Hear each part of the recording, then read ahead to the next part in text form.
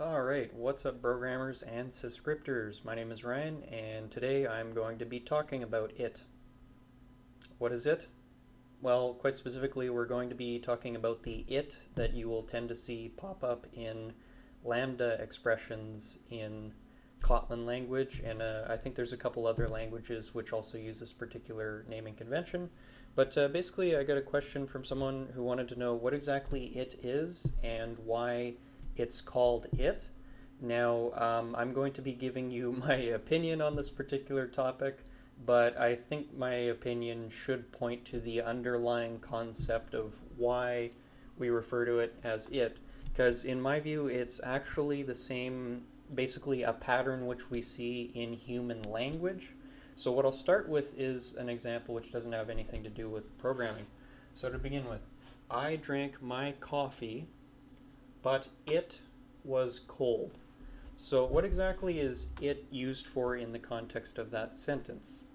It is a placeholder for an object or a thing I'm referring to in the sentence, which happens to be coffee. So the important thing about it is that it basically it does one thing for us and it has one requirement for us. The thing it does for us is that it allows us to basically use a shorter placeholder for whatever we are referring to in the general context of the situation or even the context of the function. So the requirement it has is that it does actually have to be defined at some point in the sentence, the context of the sentence, or the context of the program.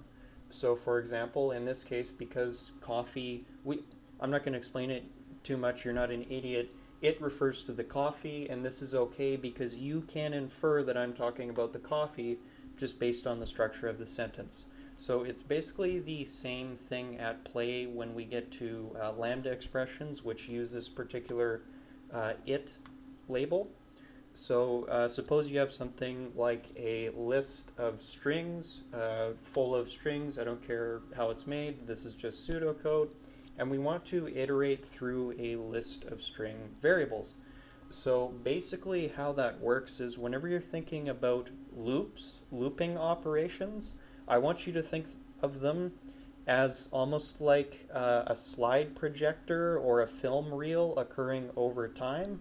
So each iteration of the loop is one frame, and in every individual frame of the execution of the loop, there in this case will be one string variable, reference variable, or object actually is more accurate to say, popping up in the body of the code which is to be executed upon each iteration of the loop. And what we can do is, since we can actually infer from when the list was declared that the type of it in this case will be a string, we don't need to be more specific.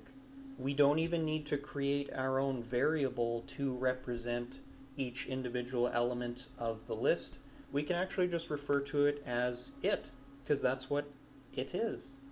So not the most complicated wiseAss WTF I've ever given you, but hopefully that might answer some questions. When I started with Kotlin, I wasn't super familiar with Lambda calculus and stuff like that, so it kind of confused me a little, but there is a method to the madness, and if you're wondering how this thing can just pop up and not have any explanation whatsoever, that was kind of my main confusion with Lambda expressions. The truth about it is it does have to be specified at some point earlier in the program.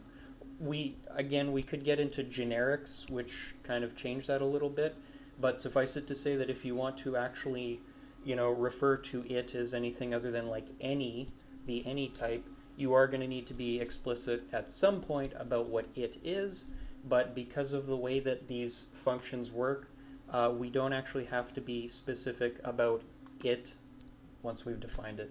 So that's it. Thank you for watching. Hopefully that was helpful. Don't forget to hit the like button down below if it was, and that's all. Peace out.